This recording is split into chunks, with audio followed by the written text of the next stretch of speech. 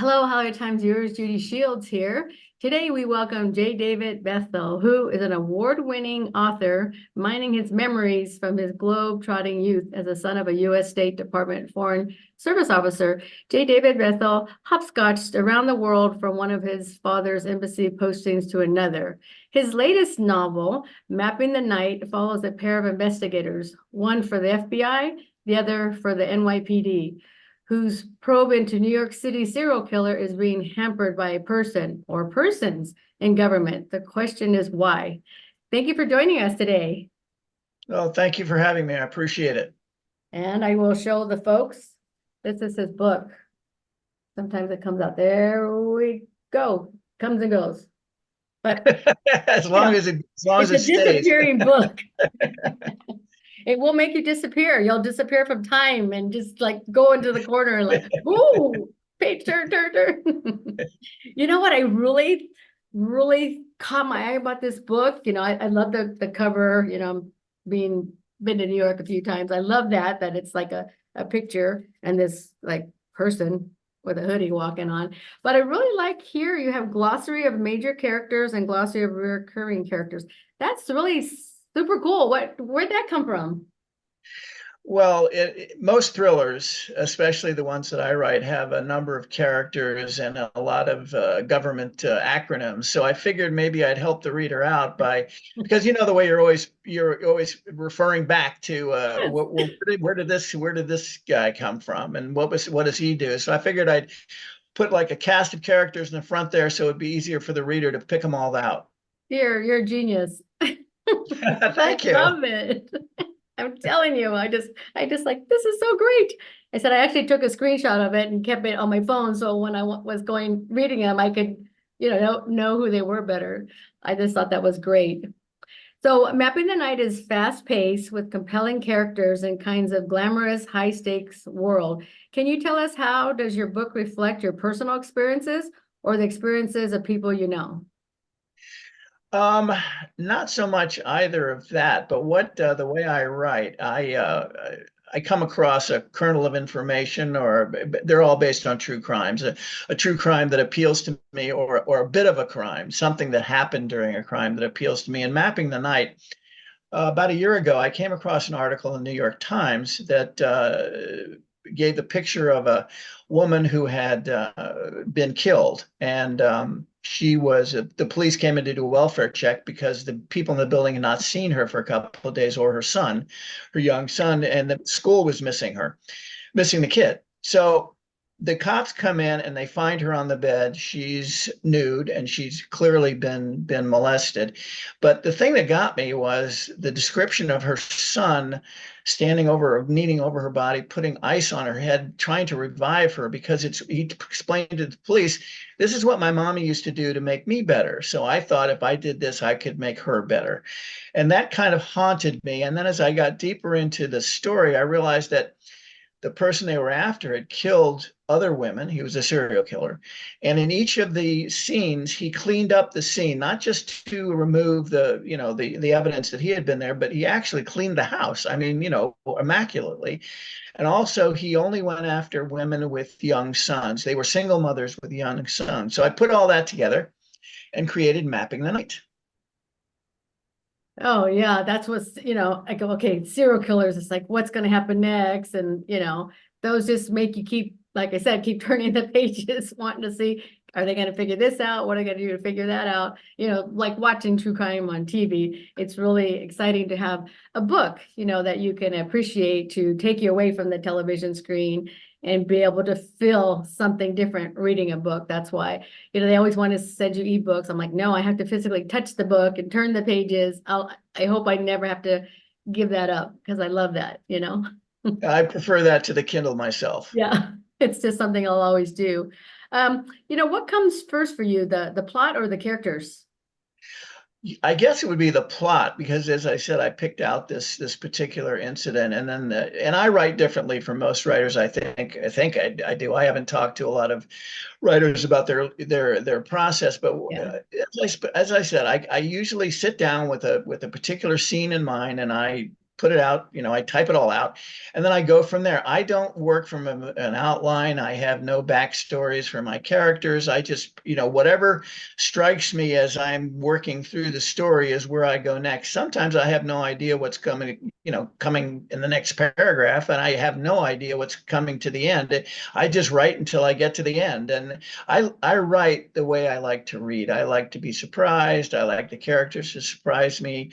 I like the whole, the plot to surprise me. And if I sit down and spend too much time mapping it all out, then it's not a surprise to me. And I just can't write creatively doing that.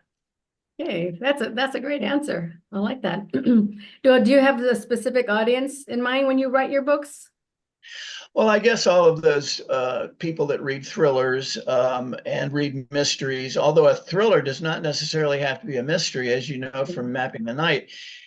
The person that did it is known fairly early in the novel. Now there are mystery as to what his exact identity is, but it's not a mystery. The reader's going to know who did it. But anyway, I write for people who enjoy thrillers and enjoy maybe exotic locations. When I say exotic, I've placed some of my stories in Las Vegas, for instance, and this one is in New York. And I in order to bring the reader into the story, especially at night, I created a character who has a condition called XP. I won't get into the medical name of it. It's too hard to pronounce, but basically what it is this character is allergic to light. And he can't go out during the day, and he has to live in darkness in his apartment.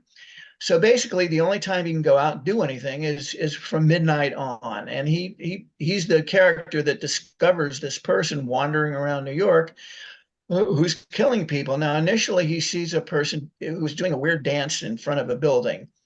And he figures, well, I'm in New York, so it's not necessarily weird. After all, we're talking about New York. But he sees him 2 or 3 times, and then he begins to put 2 and 2 together, reading the newspaper and watching TV, that this is the person who is killing people in these buildings, and the way he celebrates it is to dance around the building when he's finished. So that and in the process of this person, this character, Warren Winston is his name, being out in the middle of the night, he sees things that people who normally don't go out in the middle of the night see. He wanders through Central Park and he meets various, different interesting people in Central Park. And that's the way I bring, and also he knows New York very well. He knows different things about New York since he spent his life in this rather unique perspective that he has. So that brings the reader into the story at night in New York. Yeah, it's pretty amazing. What part of the book was like the most fun for you to write? In this one, I guess this particular book, Mapping the Night, perhaps the scenes with Warren Winston, the character I just mentioned, into him, because I take him into some different places. I have him understand different things about, for instance, the Dakota building, that famous apartment building in New York. He knows secrets about that and about the plaza where he lives. He has knowledge about that, about Central Park I mentioned. For instance, Central Park was a place, it was a sheep herding place years ago. It's where people came to herd sheep. The big, if you ever been to New York, there's a big oval in the middle of it, and that's where they used to raise the sheep. And there's a castle in the middle of New York, and an old medieval castle and all that. So he knows all that stuff, and he shares that knowledge with the reader. So perhaps he was the most interesting. Yes, I agree with that. So how long did it take you to write this particular novel? This one took me about 5 months, and normally it takes 4 to 5 months to write a novel. But that's if I'm disciplined enough to sit down at the keyboard every morning for 4 or 5 hours and just write. And I have to do that every morning for at least 6 days a week over the course of 4 or 5 months. And, I often tell people who say, oh, I have a novel in me. No, you don't, not unless you're willing to sit down and have this discipline and sit down and write it. So many people ask me, what's the most important thing about, that gets you to where you are as a writer? I would say that if you can do that and you have a decent imagination and a grasp of the English language, you'll probably be able to write a novel. So that's pretty much advice you'd give to someone who's wanting to write their first book. pretty much. Absolutely, yes. And you have to write because you enjoy writing. If you go into it thinking you're going to write the great American novel, or if you're going to, write a bestseller, New York Times bestseller, or have it sold to the movies, and you're going to be walking down the red carpet, all that's nonsense. It's not, the likelihood of that happening is so minuscule as to not be viable. What you have to do is you have to enjoy writing. If you enjoy writing, that's the key. You have to enjoy writing without any of these these vainglorious thoughts in your head about where you're going with your writing. Yeah. Do you have of your other books and this one, is there like the hardest part for you other than having to sit and type? Is that pretty hard? No, no, not really. I've been fortunate. I don't, there are writers who have writer's block. They get to a point and they just kind of freeze up, and they can't figure out how to get from step A to step B. I mean, it happens to me where you write and you realize, geez, I've kind of written myself down a rabbit hole here.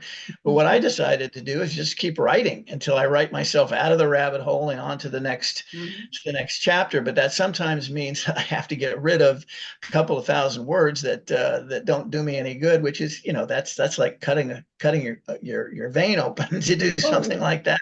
If you spent weeks writing and then you have to realize, oh my God, none of this fits, so I have to start over again. So the hardest, again, the most difficult part of writing for me, well, I wouldn't say it's difficult, but being able to force yourself to sit down and do it, that is definitely key. Yeah.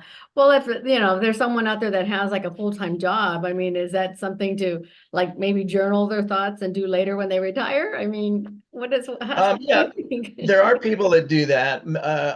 I wrote my first novel while I was still working, and I would get up every morning, early and write before Yeah. I went to work, and then sometimes write when I got home if I wasn't completely worn out, and then I'd spend my weekends writing. And I've always said my wife is a saint because there are so many months, even now when I'm retired and I'm writing, retired from my Yeah. my regular job. Uh, she says that when I come out of that room after 4 or 5 hours, I'm basically gone anyway because I'm still thinking about what I'm going to write tomorrow, what I've written, whether it makes sense. So she said she's basically lost me at least Oh, for 4 or 5 months out of a year, and so her patience has been wonderful. oh, sounds like a saint. Well, the other 6 or 7 months she's got you, and it's like, okay, here's the adventures, let's go. Exactly. And every once in a while, you're probably sneaking in, writing something. Well, and fortunately, she enjoys my novels, so that's good too. Yes. Well, I was going to ask you, how many books have you written, and do you have a favorite? I've written, I think I'm working on my 12th now. No, not really. Asking an author which is his favorite book is like asking a parent who her favorite child is. Exactly. Yeah, I guess I pretty much, once I've written a book and it's been published, is I put it aside and I'm working on the next one. I don't give a great deal of thought to what the ones I've written, other than when I'm talking to people like you about a book that Yeah. we want people to read. But other than that, I just move on to the next one. Yeah. Do you have a favorite author that you've enjoyed growing up to now? Well, you mentioned my interesting background as a child. Yes. Spent most of my life traveling around the world. I would in doing that, I'd miss large swaths of schooling, months at a time, sometimes that I wasn't in a formal classroom. And my parents made me read. That's the way they kept up my education. And so I became a voracious reader. And at the time, as I grew up, I'd say Hemingway and F. Scott Fitzgerald were my favorite. That really dates me. Um, and it made me want to write.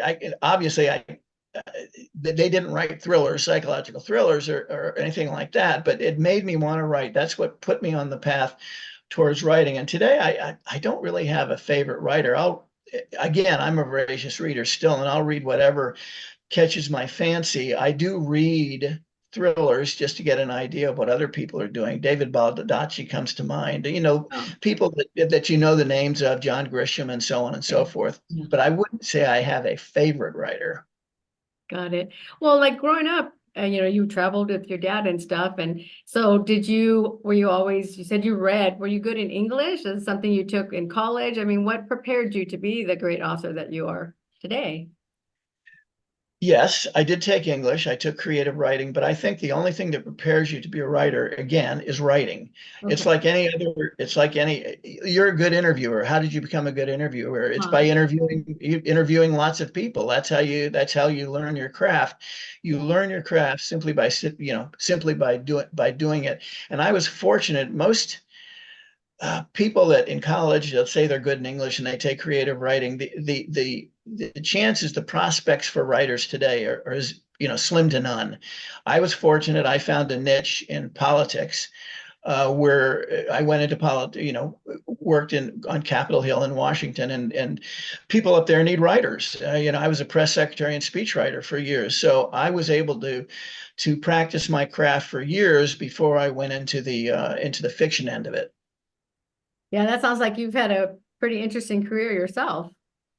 Yeah, I've enjoyed it. It's no complaints. They say if you find a job you like, you don't work at all. You don't work a day in your life. And I can say that I found what I liked, and I really haven't worked a day in my life. So were you living in Washington, D.C. when you were doing all this other work? Oh yeah, yeah. We lived here for about 30 years, and then when we retired, we went back to, when I say back to, after 14 years of traveling around with my family, my dad retired and we moved to Miami where I went to high school. So that's the closest I ever came to having a home base until we moved there. So yeah, I moved back to Florida. My wife is Cuban, so Florida, Miami is like a second country to her. And Yeah. so we moved back there and we were there for 10 years, and now I'm back in DC visiting folks. Well, I have a question. I read here in 1959 that you were in Cuba. Can you talk about that? That you were with someone that we all know? Yeah, it was a fascinating time, as we've mentioned. My dad was a Foreign Service officer. He was a press attaché at the American Embassy in Havana, Cuba. And in the January of '59, Castro came into power. Uh, and my dad put together the first international press conference for Castro. It was held in a hotel in Havana, and it was about a week after he came to power. And he had Castro stashed in a hotel room, above a big restaurant at the top of the hotel where the press conference was going to be. After he set up the logistics of the conference, and he took me down to a room to get Castro. I don't think I remember exactly if I knew where I was going, but I remember he said, "Come with me. You can help me do something." So we walk into this room, and there's Castro. He's sitting on a couch with his brother and Che Guevara. And I was old enough to realize what was going on. I knew these people. Everybody in Havana, in Cuba at the time, knew there was a civil war going on, so we knew who all the major players were. It's not like it was, like, whoa, who is this guy? I mean, I knew who this guy was. And he got up and he came, toward my father so my father could brief him on what to expect when they went upstairs.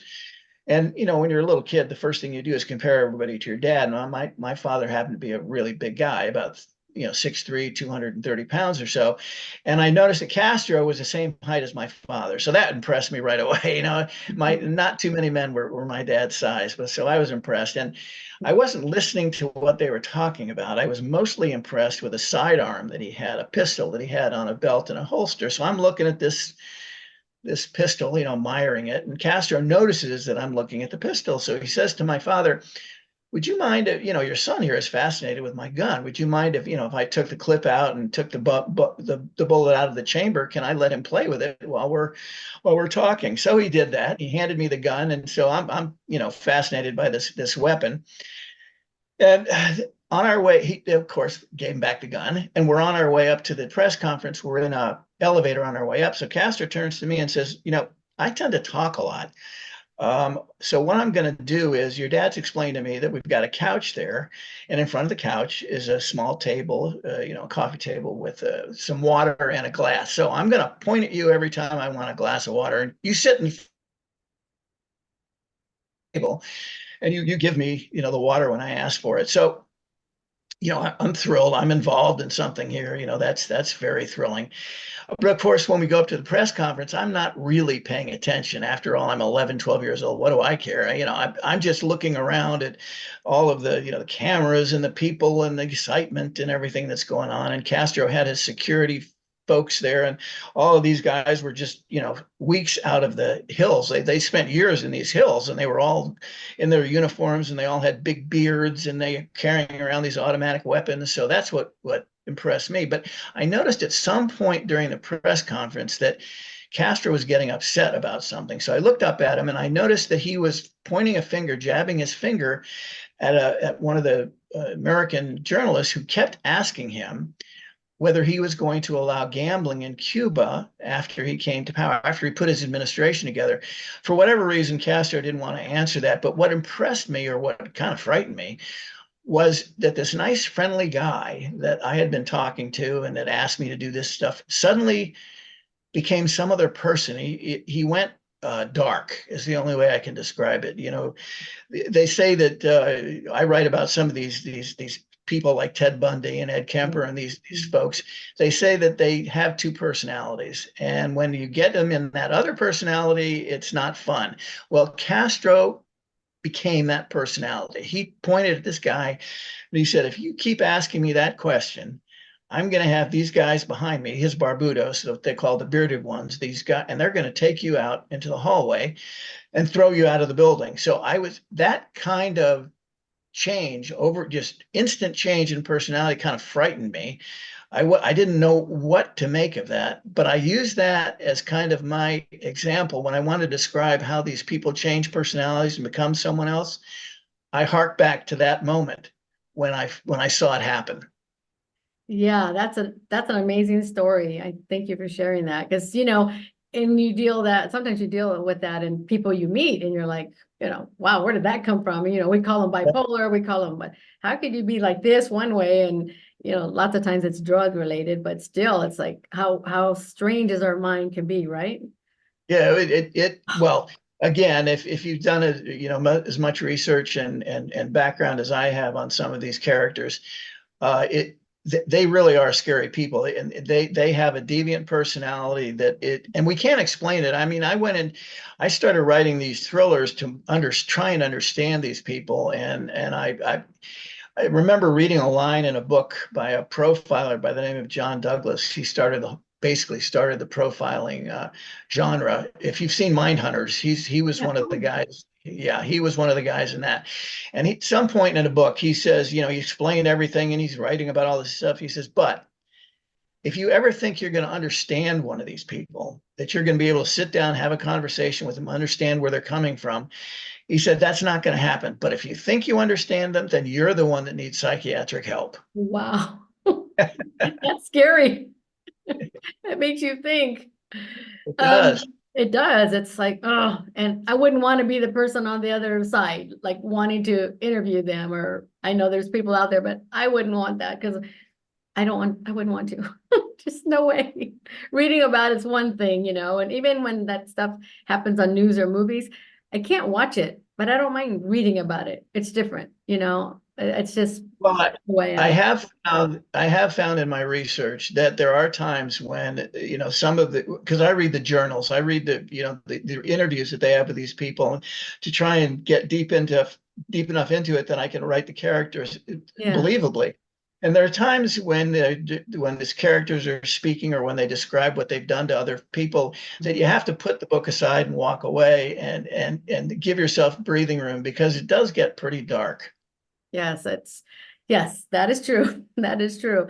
I also, if you could talk to me about, I read something about that you met a fan, the private investigator who admired your work. Oh, okay. All right. Yeah, Ed Du Bois. He came to me once. He called me up out of the clear blue sky and said, I've got a case for you that I want you to write about. Now, he had read one of my previous books, and he says, I like your writing, and I think you can do justice to this particular thing. He wanted me to write a true crime novel about this case that he was involved with. So I met with him, and this was in Miami, and I met with him, and he told me about this very unusual case. A man was kidnapped, an entrepreneur in Miami, lots of money. He was Argentine. He's an immigrant, but he's an American citizen, made lots of money. He was kidnapped and kept in a warehouse in the rural area of Miami, in the Everglades area, for 30 days. He was tortured, Now, this was before we had the internet and all that stuff. So essentially, when they extorted money out of him, they had to have him sign checks. They actually had him sign the deed of his house over to them, and they lived in this house while they were torturing him out in the rural part of Miami.